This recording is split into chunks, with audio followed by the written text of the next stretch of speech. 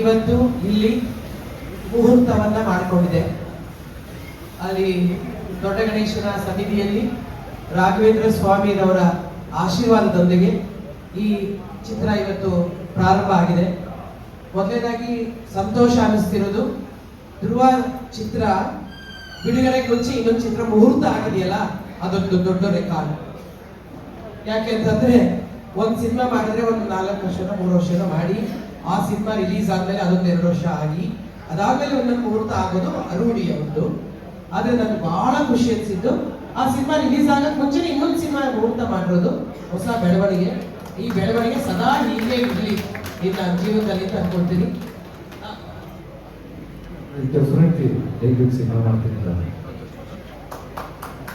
ನೋಡಿ,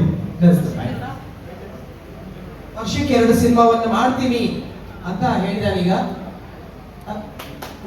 ಎಲ್ಲರೂ ನಿಜವಾಗ್ಲೂ ಕನ್ನಡದಲ್ಲಿ ಸಿನಿಮಾಗಳಿಲ್ಲ, ಕನ್ನಡದಲ್ಲಿ ನಿಜವಾಗ್ಲೂ ಸೇನಬಲ್ ಹೀರೋ ಅಥವಾ ದೊಡ್ಡ ದೊಡ್ಡ ಹೀರೋಗಳು ಏನನ್ಸ್ಕೊಂಡಿದ್ದಾರೆ. ಅವ್ರು ವರ್ಷಾನುಗಟ್ಟಲೆ ಸಿನಿಮಾಗಳನ್ನ ಮಾಡ್ತಾರೆ, ಶೂಟಿಂಗ್ ಎಷ್ಟೊತ್ತ ಆಗುತ್ತೆ, ಥಿಯೇಟರ್ ಬರೋದು ಇನ್ನೊಂದಷ್ಟು ವರ್ಷ ಆಗುತ್ತೆ. ಆದ್ರೆ ಈ ತರದ ಹೀರೋಗಳು ವರ್ಷಕ್ಕೆ 1 ಸಿನಿಮಾ ಕನಿಷ್ಠ ಮಾಡಿದ್ರು ಕೂಡ ಬಹಳ ಸಂತೋಷದ ವಿಚಾರ. 2 ಸಿನಿಮಾ ಮಾಡ್ತೀನಿ ಅಂದ್ರೆ ಒಂದಾದ್ರೂ ಮಾಡ್ತಾನೆ ಅನ್ನೋ ನಂಬಿಕೆ ನನಗೆ. ಬೇಡ ಒಂದು ಅಥವಾ 2 ಒಂದು ವರ್ಷ ಇಡೀ ಓಡ್ಲಿ, ಇನ್ನೊಂದು ವರ್ಷ ಆದ್ಮೇಲೆ ಇನ್ನೊಂದು ವರ್ಷ ಇಡೀ ಓಡ್ಲಿ.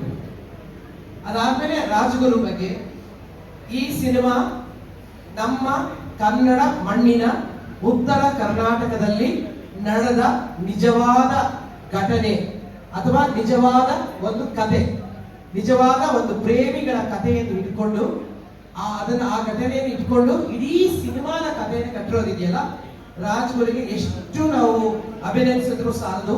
ಯಾಕಂದ್ರೆ ಅವರ ಡೈಲಾಗ್ ಸಮೇತ ಚಿತ್ರದಲ್ಲಿ ಒಂದೊಂದು ಪಾತ್ರವನ್ನು ಕಟ್ಟಿರೋ ರೀತಿ ನೋಡಿದ್ರೆ ನನಗಂತೂ ಅವನ ಕಥೆ ಹೇಳುವಾಗ ನನಗೆ ಆ ಕಥೆಯೇ ಒಂದು ರೀತಿಯಾಗಿ ಸಿನಿಮಾಗೆ ಬಂದು ಹೋಗೋ ತರ ಇತ್ತದು. ಆ ಕಥೆಯಲ್ಲಿ ಅಷ್ಟೊಂದು ಗಟ್ಟಿತನ ಇದೆ. ಆ ಕಥೆಯಲ್ಲಿ ನಿಜವಾಗ್ಲೂ ಒಂದು ಹುಡುಗ ಅವನ ಪ್ರೀತಿಗಾಗಿ ಅಥವಾ ಅವನ ಮಣ್ಣಿಗಾಗಿ, ಅವನ ತಾಯಿಗಾಗಿ, ಅವನ ಭಾಷೆಗಾಗಿ, ಅವನು ಮಾಡುವ ಕೆಲಸಕ್ಕೆ ಅವನು ತೋರಿಸುವ ಭಕ್ತಿ, ಗೌರವ, ಶ್ರದ್ಧೆ ಇದೆಲ್ಲವೂ ಸೇರಿದ್ರೆ ಅದು ಧ್ರುವನ ಪಾತ್ರ ಆಗುತ್ತೆ. ಅಂತಹ ಒಂದು ಧ್ರುವನ ಪಾತ್ರವನ್ನು ಕಟ್ಟಿರೋದಿದೆಯಲ್ಲ, ರಾಜಗುರು ನಿನಗೆ ಖಂಡಿತವಾಗ್ಲೂ ಅಭಿನಂದಿಸ್ತೇನೆ. ಯಾಕಂದ್ರೆ ಆ ಸ್ಕ್ರಿಪ್ಟ್ ಅನ್ನು ಓದಿದಾಗ ನನಗೆ ಅವ್ರ ಬಗ್ಗೆ ತುಂಬಾ ನಂಬಿಕೆ ಇದೆ. ಇನ್ನು ವೈದಿ ತುಂಬಾ ಒಳ್ಳೊಳ್ಳೆ ಸಿನಿಮಾಗಳಿಗೆ, ನಮ್ಮ ಯಶ್ ಸಿನಿಮಾಗೆ ತುಂಬಾ ಒಳ್ಳೊಳ್ಳೆ ನಾಯಕರ ಜೊತೆ ಕೆಲಸ ಮಾಡಿದ್ದಾರೆ, ಕ್ಯಾಮರಾಮನ್ ಅವರು ಕೂಡ ನನ್ನನ್ನು ಚೆನ್ನಾಗಿ ಕಾಣಿಸ್ತೀರಾ ಅಂತ ನಂಬಿಕೆ ಇದೆ. ಯಾಕಂದ್ರೆ ನಾವೆಲ್ಲ ಸಂಬಂಧಿಕರು, ನಮ್ಮ ಯಜಮಾನರು ಕ್ಯಾಮ್ರಾಮನ್, ನೀನು ಕ್ಯಾಮ್ರಾಮನ್. ಫಸ್ಟ್ ನನ್ನ ಚೆನ್ನಾಗಿ ತೋರಿಸು, ಆಮೇಲೆ ರಚಿತರನ್ನ ತೋರಿಸು ಅಲ್ವಾ? ಅಲ್ಲ, ಇವ್ರು ಇಲ್ಲೇ ಕಂಡ್ಬಿಡ್ತಾವಲ್ಲ, ಕ್ಯಾಮ್ರಾಮನ್ ಸಂಬಂಧಿಕರಿದ್ದಾರೆ ಎಲ್ಲರೂ ಚೆನ್ನಾಗಿ ತೋರಿಸು. ಇಲ್ಲ, ನಾವು ಸುಮ್ಮನೆ ಒಂದು ಆಗಿಬಿಟ್ಟಿದೆ ಅಷ್ಟೇ. ಆಮೇಲೆ ಮುರಳಿ ತುಂಬಾ ಚೆನ್ನಾಗಿ ಡಾನ್ಸ್ ಅನ್ನ ಕೊರಿಯೋಗ್ರಾಫ್ ಮಾಡ್ತಾನೆ ಅಂತ ಎಲ್ರಿಗೂ ಗೊತ್ತೇ ಇದೆ, ಆಗಲೇ ಪ್ರೂವ್ ಮಾಡಿದ್ದಾನೆ. ಇನ್ನು ಚಂದನ್ ಶೆಟ್ಟಿ ಹೊಗರು ಆದ್ಮೇಲೆ ಇದೇ ಸಿನಿಮಾ ಧ್ರುವನ್ ಜೊತೆ ಮಾಡ್ತಾ ಇರೋದು. ಆದ್ರೆ ಇವರು ಧ್ರುವ ಸಿನಿಮಾ ಬರಕ್ ಮುಂಚೆನೆ ಇವರಿಬ್ರು ಬಹಳ ಫ್ರೆಂಡ್ಸು.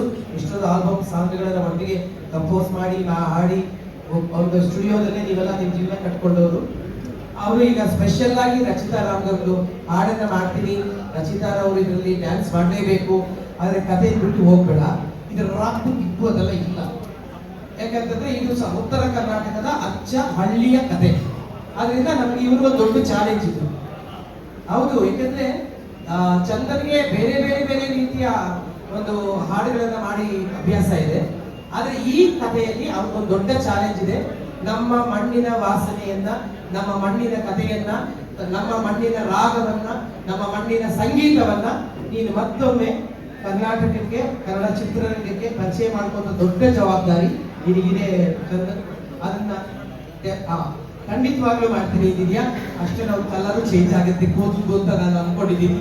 ಯಾಕೆಂತಂದ್ರೆ ಈಗ ಬೇರೆ ಬೇರೆ ರೀತಿ ಇದೆ, ಅವನು ಈ ಪಿಕ್ಚರ್ ಆಗೋಷ್ಟೇ ಬೇರೆ ಕಲರ್ ಕೂತು ಬರುತ್ತೆ ಅಂತ ಅನ್ಕೊಂಡಿದ್ದೀನಿ. ಅದಕ್ಕಾದ್ಮೇಲೆ ನಮ್ಮ ಮನೀಶ್ ಶಾರ್ ಅವರು ಮತ್ತು ಅವರು ಶ್ರೀಮತಿರವರು ಇಬ್ರು ಮುಂಬೈನಿಂದ, ಅಂದ್ರೆ ಅನೇಕ ಕನ್ನಡ ಹಾಗೂ ತಮಿಳು, ತೆಲುಗು, ಮಲಯಾಳಂ ಚಿತ್ರಗಳನ್ನ ಉತ್ತರ ಭಾರತಕ್ಕೆ ಆ ಭಾಷೆಗಳಲ್ಲಿ ಅದನ್ನ ಡಬ್ಬಿಂಗ್ ಮಾಡಿ ಅನೇಕ ಕಲಾವಿದರನ್ನ ಆಗಲೇ ಪ್ಯಾನ್ ಇಂಡಿಯಾ ಲೆವೆಲ್ಗೆ ಕರ್ಕೊಂಡು ಹೋಗುವಂತ ಒಬ್ಬ ನಿರ್ಮಾಪಕರು ಮನೀಶ್ ಅವರು.